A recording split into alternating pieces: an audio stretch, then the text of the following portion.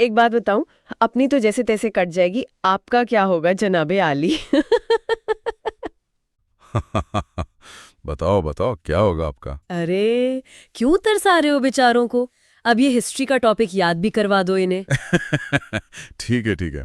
तो चलिए, आज हिस्ट्री का वो टॉपिक और जिसे भूलना अब नामुमकिन हो जाएगा। बिल्कुल। आज हम गहराई से समझेंगे हड़प्पा सभ्यता को, जिसे सिंधु घाटी सभ्यता भी कहते हैं। हाँ, और हमारा मकसद ये समझना है कि लगभग 4,500 साल पहले की ये सभ्यता इतनी खास क्यों थी। हम इसकी नगर योजना से लेकर इसके व्यापार और आखिर में इसके रहस्यमयी पतन तक हर पहलू को देखेंगे। चलिए शुरू करते हैं दक्षिण एशिया की पहली शहरी क्रांति से। तो सबसे पहले ये समझते हैं कि ये हड़प्पा सभ्यता आखिर थी क्या। देखिए, ये दक्षिण एशिया की पहली नगरीय सभ्यता थी, मतलब फर्स्ट अर्बन सिविलाइजेशन। इसे सिंधु सरस्वती सभ्यता भी कहा जाता है ना। एकदम।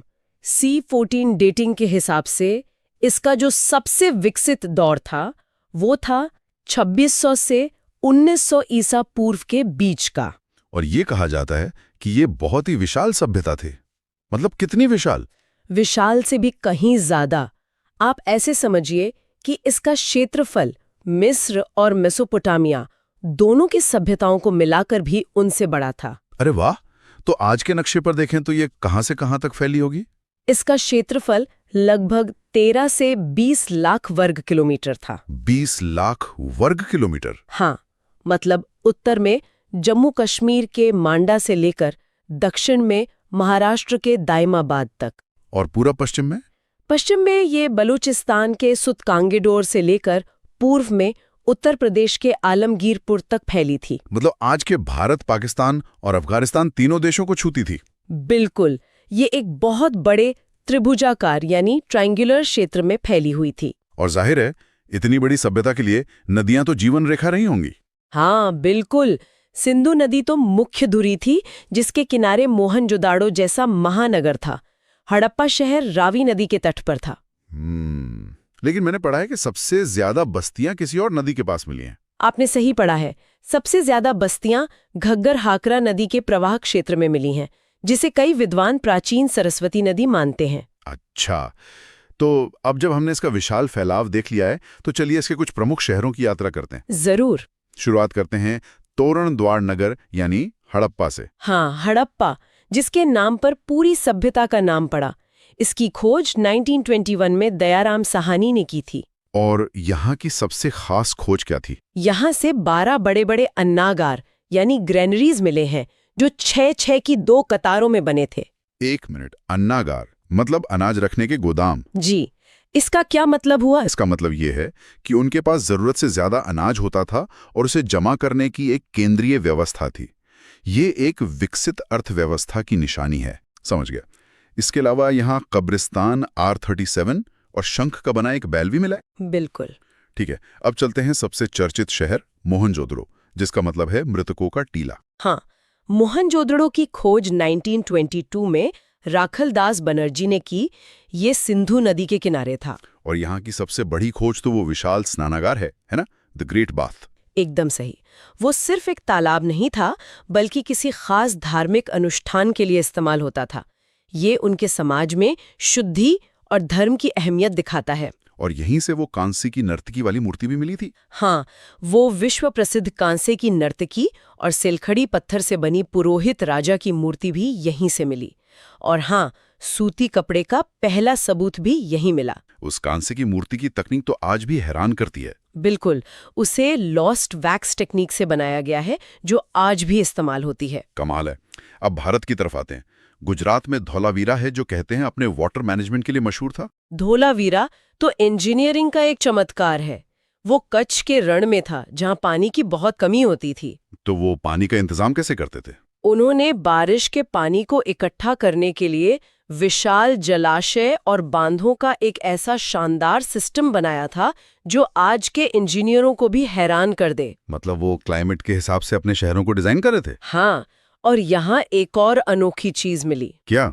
10 बड़े अक्षरों वाला एक साइन बोर्ड, शायद दुनिया का सबसे पुराना साइन बोर्ड। वाह! और राजस्थान में काली बंगा यानी काली चूड़ियां, वहां से क्या कहानी पता चलती है? कालीबंगा से हमें उनकी खेती-बाड़ी के बारे में जबरदस्त जानकारी मिलती है।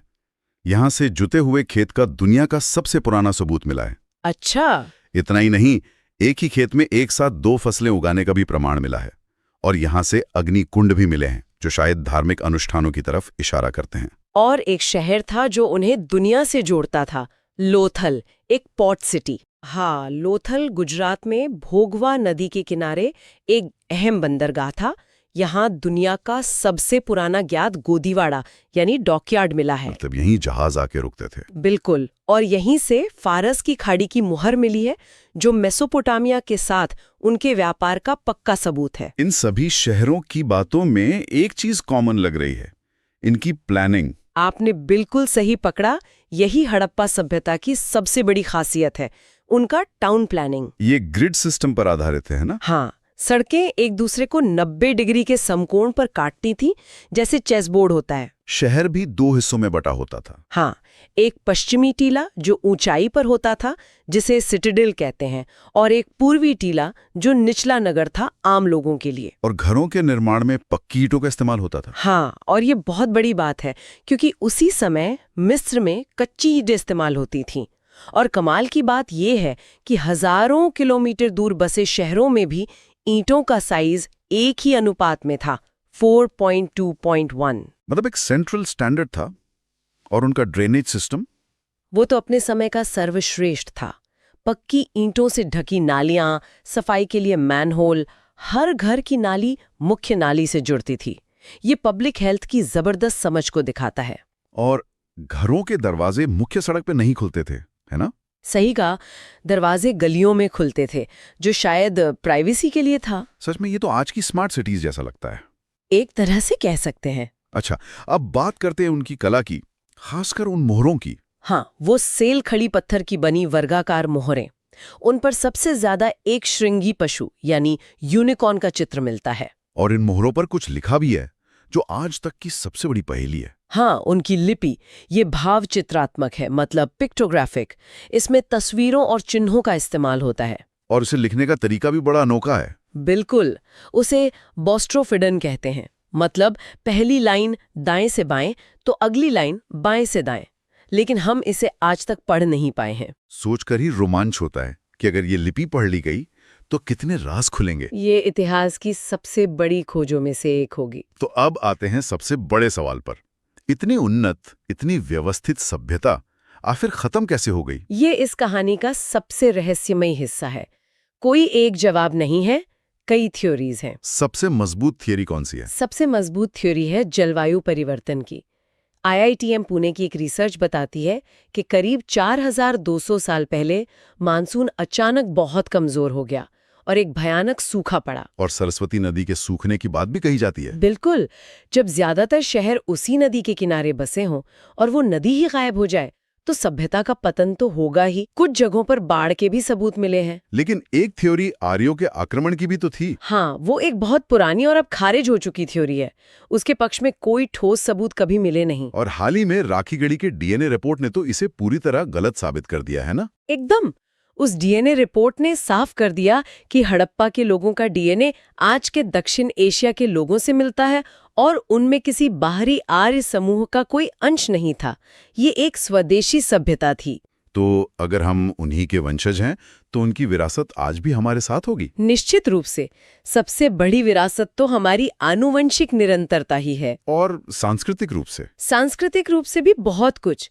योग और पशुपति यानी शिव की अवधारणा, नमस्ते की मुद्रा, स्वास्तिक का चिन्ह और मातृदेवी व पीपल की पूजा, इन सब की जड़ें शायद वहीं तक जाती हैं। तो ये सभ्यता कभी पूरी तरह खत्म हुई ही नहीं, बल्कि इसने अपना रूप बदल लिया और आज भी हमारी संस्कृति का हिस्सा है। बिल्कुल, ये भारत की गौरवशाली जड़ों का सबसे मजबूत प्रमाण है। तो आज हमने देखा कि कैसे हड़प्पा सभ्यता अपने समय से कहीं आगे थी।